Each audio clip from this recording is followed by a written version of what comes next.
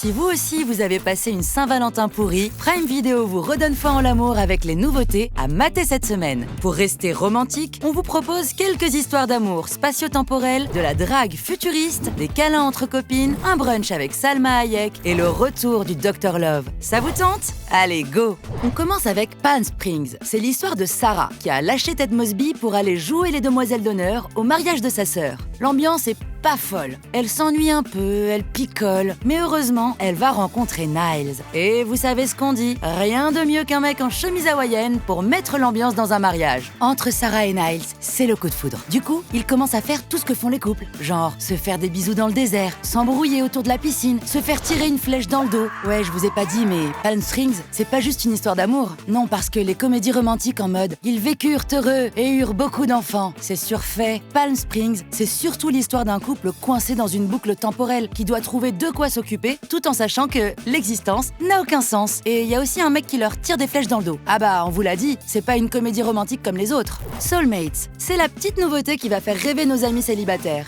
Dans cette série, on est projeté 15 ans dans le futur, dans un monde où une entreprise du nom de SoulConnex a créé une technologie pour aider tout le monde à pécho. L'idée, c'est de découvrir qui est ton âme sœur grâce à un test. C'est un peu comme quand j'étais au collège et que je calculais mon pourcentage de compatibilité avec Mathéo de la 6e B. Sauf que c'est un peu plus précis en termes de résultats. En gros, tu passes le test, on te donne le nom de ton âme sœur et c'est bon, vous êtes libre d'aller faire de la poterie au ralenti comme dans Ghost. Imaginez juste une seconde qu'un truc comme ça existe en 2021. Fini les textos alcoolisés envoyés à 3h du mat qui restent sans réponse, ou les rendez-vous pourris où tu te regardes dans le blanc des yeux parce que tu sais pas quoi dire. Mais bon, pour le moment, on doit se contenter de Tinder. D'ailleurs, maintenant que j'y pense, c'est quoi le truc le plus gênant qu'il vous soit arrivé pendant un date? Racontez-nous dans les commentaires qu'on rigole un peu. Bref, en ce qui concerne Soulmates, je vais pas vous spoiler, mais disons juste que vous n'êtes pas les seuls à vivre des rendez-vous pas ouf. Cette semaine, on vous conseille aussi la 4e saison de The Bold Type. C'est l'histoire de 3 copines, Kat, Jane et Sutton, qui bossent pour un magazine féminin à New York. Et donc, par extension, qui sont ultra stylées. Mais en plus de leur look à toute épreuve, ce sont de vraies working girls qui alternent entre galère au boulot, galère amoureuse et galère tout court. Oui, parce que quand on voit 3 filles faire la fête à New York et participer à des shootings photos, on se dit qu'elles ont la vie facile. Sauf que derrière tout ça, se cachent en fait des trucs plus relous, comme les petits copains infidèles, les pressions sociales ou simplement le patriarcat. Bon, heureusement, Kat,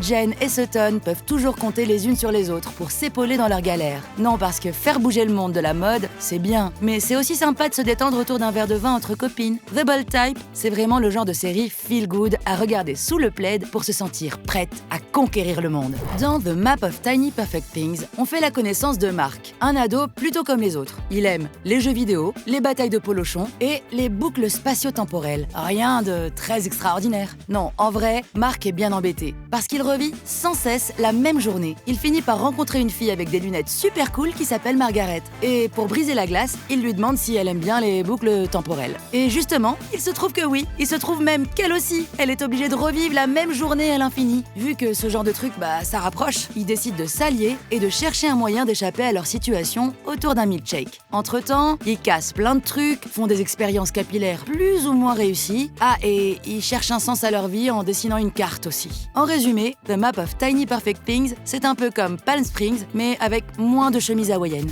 Dans Bliss, Owen Wilson joue le rôle de Greg, un mec avec un boulot pas très intéressant, un divorce en poche et des problèmes avec sa fille. Un jour, Greg rencontre Salma Hayek dans un bar mal éclairé. Elle en profite pour lui montrer son super pouvoir. Faire voler des assiettes. Normalement, elle a ce qu'il faut pour passer le casting de The Boys. Greg demande à Salma, qui s'appelle en fait Isabelle, de lui montrer d'autres tours de magie. Ils discutent un peu et elle lui avoue au détour d'un brunch qu'elle est conspirationniste. Sa théorie, c'est qu'on vit tous dans une simulation. En gros, notre monde tout pourri ne serait pas réel et cacherait en fait le vrai monde, beaucoup plus sympa. Du coup, ce que je vous propose, c'est d'adopter la méthode Salma Hayek au quotidien. La prochaine fois que vous badez parce que votre chat a fait caca hors de sa litière, dites-vous juste que c'est une simulation. Bref, Bliss est une histoire d'amour, mais aussi d'apocalypse. Oui, on est comme ça, nous, on aime bien mélanger les genres. Pour finir, on vous conseille la saison 3 de The Good Doctor, dans laquelle Sean Murphy se lance un nouveau défi, trouver l'amour entre 2 chirurgies. Non, parce que c'est vrai que c'est bien de sauver la vie des gens, mais c'est quand même aussi plutôt agréable de batifoler avec ses collègues. Surtout pour le docteur Sean Murphy, qui est plus connu pour ses aptitudes en médecine que ses talents de séducteur. Dans cette 3e saison, le Dr Love enchaîne les dates et décide décide d'ouvrir son cœur. Au sens figuré, je veux dire, pas avec un scalpel. Mais ne vous inquiétez pas, le petit prodige de la médecine ne perd pas le sens des priorités et continue de faire tourner l'hôpital de San José malgré ses pulsions de romantisme. Et heureusement, parce qu'imaginez-vous en salle d'opération avec votre chirurgien trop occupé à swiper sur Tinder pour se concentrer sur votre pancréas. Non, franchement, Sean Murphy il fait ce qu'il veut de ses heures de service. Mais perso, mon docteur, je préfère encore qu'il reste célibataire. C'est la fin de nos recommandations à mater cette semaine sur Prime Video. Si vous voulez être sûr de séduire votre crush, vous pouvez toujours lui envoyer cette vidéo pour l'inviter à une petite soirée ciné sous la couette.